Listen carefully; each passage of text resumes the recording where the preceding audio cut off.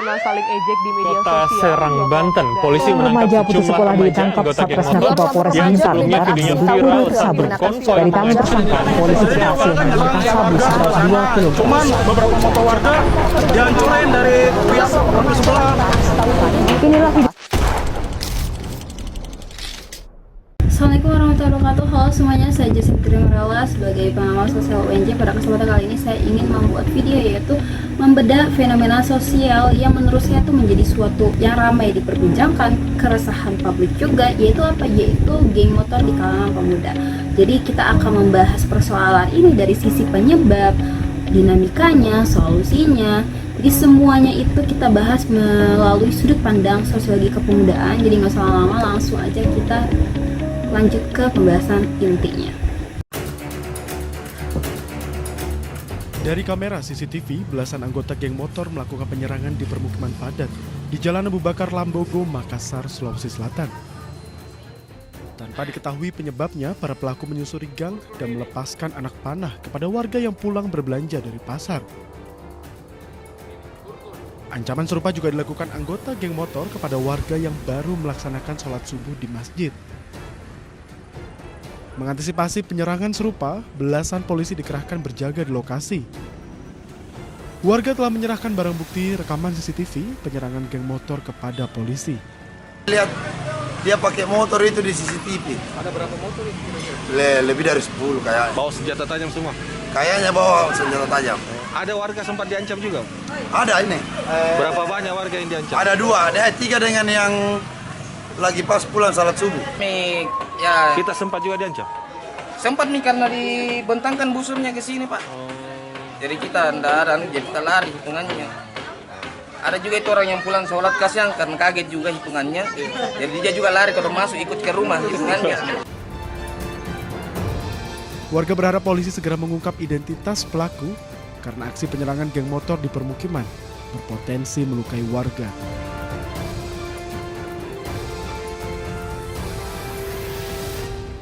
Seorang juru parkir di sebuah minimarket di Desa Cimaung, Kecamatan Cimaung, Kabupaten Bandung tewas usai dianiaya oleh sekelompok orang tak dikenal diduga anggota geng motor.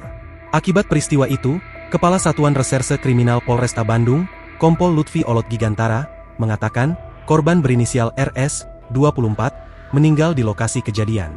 RS diketahui merupakan warga asal Kampung Pasirhuni Wates, Desa Pasirhuni, Kecamatan Cimaung, Kabupaten Bandung, Jawa Barat.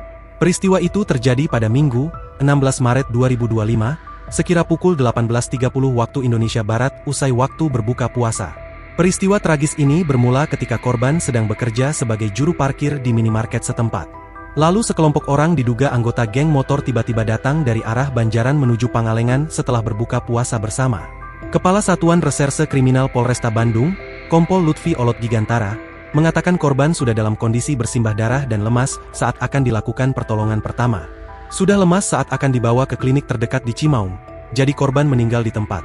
Katanya, dikonfirmasi melalui telepon, Senin, 17 Maret 2025. Kejadiannya sesaat setelah berbuka, korban sudah dibawa ke RS Sartika Asih, ujarnya.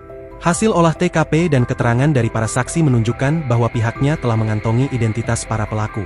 Kami dari Polres dan Polsek melaksanakan olah TKP, dan dari hasil olah TKP kami sudah bisa mengidentifikasi para pelaku yang saat ini sedang kami lakukan pengejaran, ucap dia.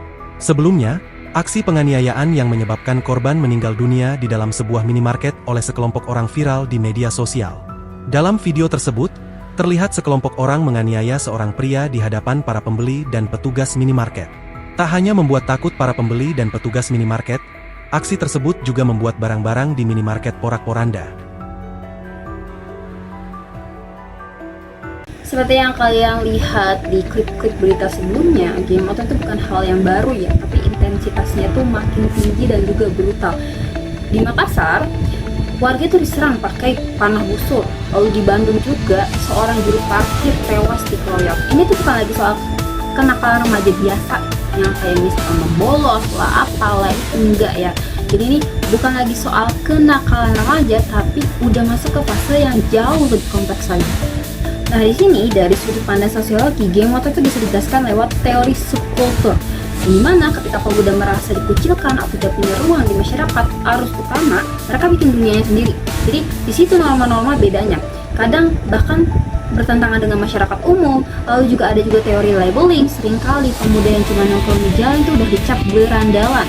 Label itu lama-lama bikin mereka tuh benar-benar menjelma jadi pelabelannya tersebut, padahal sebenarnya mereka hanya cuma nongkrong biasa, ya udah nongkrong tok aja gitu lah, ngopi lah, apalah gitu, ngobrol-ngobrol biasa, main game, mabar, terserah apalah itu.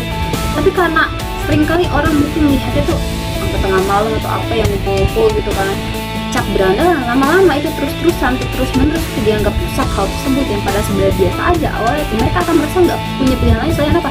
Menegaskan identitas tersebut, menegaskan pelabelan tersebut, padahal di awalnya hanya biasa saja gitu loh. Tapi lama-kelamaan karena muncul label berandalan ini, itu lama-lama kayak si individu ini atau si kelompok ini tuh menjadi mau tidak ada pilihan lain selain menegaskan identitas tersebut. Ada 3 faktor pemicunya, itu ada 3, yaitu lingkungan keluarga yang permisif atau cuek, lalu yang kedua tekanan ekonomi dan ekspektasi sosial, yang ketiga apa? Konten media sosial yang diglorifikasi kekerasan. Selanjutnya informasi dari Yogyakarta, di mana ada seorang pria ditangkap polisi akibat membuat laporan polisi palsu. Tersangka melaporkan dirinya menjadi korban kejahatan jalanan atau kelitih dan mengaku telah diserang menggunakan benda tajam oleh sekelompok orang di kawasan 0 km kota Yogyakarta. Aksi kelitih atau kejahatan jalanan yang menimpa seorang pria di kawasan 0 km kota Yogyakarta viral di media sosial pada 27 Mei lalu. Namun peristiwa itu ternyata fiktif, hasil karangan AYS yang mengaku sebagai korban kelitih.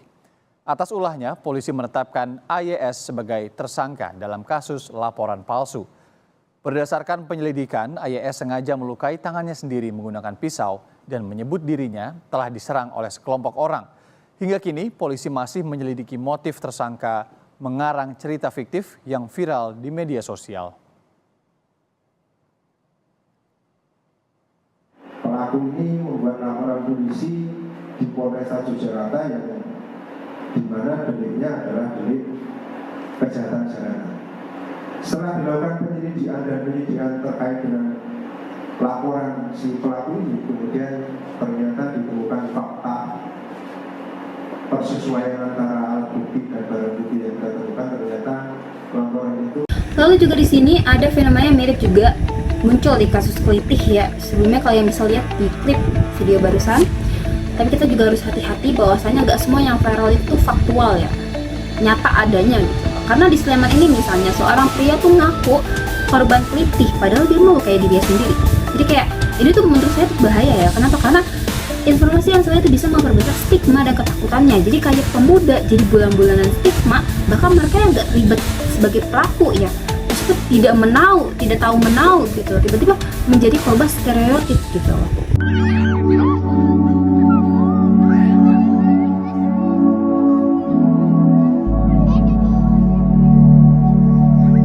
Nah, dari semua pembahasan tadi, apa aja sih yang bisa kita lakukan sebagai masyarakat yang dekat dengan fenomena sosial yang tadi yang sedang saya bahas ini?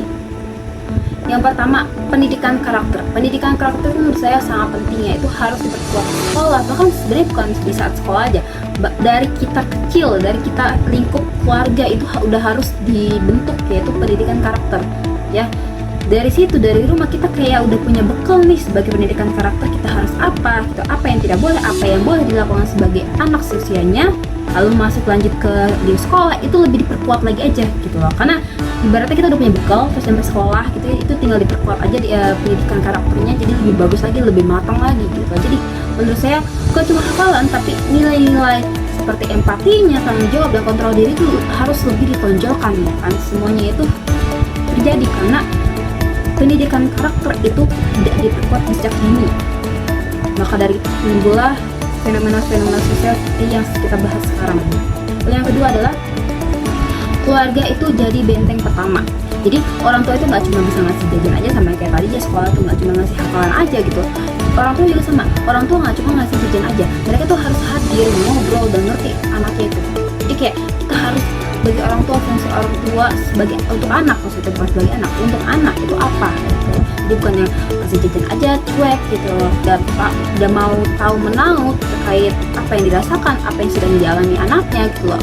Orang tua harus mengayomi, merangkul Agar apa? Agar tidak ibarat apa ya, offset gitu loh, biar mereka tuh nggak yang melakukan hal yang tidak seharusnya gitu. Kenapa? Karena bimbingan dari orang tua, bimbingan dari keluarga itu sangatlah penting untuk membentuk jati diri, untuk membentuk pola pikir anak gitu. Apa yang boleh, apa yang tidak boleh kayak gitu. Orang tua tuh harus ada perannya di situ, harus ada peran langsung masuk ke dalamnya kayak gitu. Agar tidak terjadi hal-hal yang menyimpang seperti ini. Lalu yang ketiga apa? Media juga punya tanggung jawab. Media tuh punya tanggung jawab, bukan cuma bikin sensasi aja, menjadi panas di kalangan masyarakat, menjadi buah cibir kayak gitu kan. Tapi bantu edukasi publik dengan info yang lebih akurat lagi, ya. Jadi bukan ngasih sesuatu yang belum teruji adanya gitu loh, belum faktual, belum valid, tapi sudah dikasih mentah-mentah aja tidak akurat gitu. Itu menjadi sebuah kesalahan ya. Makanya kenapa media juga punya tanggung jawab, jadi bukan cuma membuat sensasi panas aja di kalangan masyarakat, mereka juga harus bantu mengedukasi publik dengan info yang lebih akurat lagi. Lalu yang keempat dan terakhir ini adalah pemerintah dan komunitas lokal tuh harus sediain ruang aman dan produktif ya, kayak misalnya komunitas motor legal ya. Sebenarnya komunitas motor menurut saya tuh sah-sah aja, asalkan di dalamnya dibuat tujuan komunitas tersebut tuh baik adanya, tidak meresahkan, tidak mengganggu masyarakat, publik sekitarnya kayak gitu. Jadi tujuannya itu harus jelas gitu. Mungkin harus ada izin khusus di daerah sekitar situ, biar apa? Biar ada perjanjian gitu. Kalau misalkan macam-macam harus diapain kayak gitu loh. Jadi sebagai komunitas motor juga harus lebih menghargai lingkungan. Jadi yang maksud saya tuh yang tinggal di daerah tersebut itu bukan hanya Anda, yang tinggal di daerah itu bukan hanya kelompok Anda gitu. Ada masyarakat lain, kalian juga harus menghargai privasi mereka, kehidupan mereka, lingkungan mereka, harus menjaga juga, harus bantu saling menjaga gitu. Jadi juga kegiatan sosial, pelatihan kerja. Jadi pemerintah dan komunitas lokal itu harus sediain ruang aman dan produktif, misalnya kayak komunitas geng motor yang legal ya, mungkin di bawah pengawasan mungkin ya, kegiatan sosial, pelatihan kerja. Oke, jadi kesimpulannya adalah geng motor itu bukan cuma tentang kriminalitas aja, tapi sinyal dari masalah sosial lebih dalam lagi, kayak keterasingan, ketidakadilan, terus juga kegagalan sistem. Saya sebagai Jason Trimerala yang pengamat sosial UNJ ini tuh mengajak kalian semua untuk apa? Untuk melihat masa ini lebih kritis lagi, lebih memberikan empati kalian gitu loh. Jadi semoga dari video ini kalian bisa apa ya, melihat masa itu lebih kritis, lebih menunjukkan empati kalian, bahwasanya semua hal tercipta, semua penyimpangan itu tuh tidak terjadi hanya semata-mata yaudah mungkin kepribadiannya seperti itu. Jadi terima kasih sudah menonton, dan jangan lupa untuk pemuda itu butuh ruang dan bukan stigma.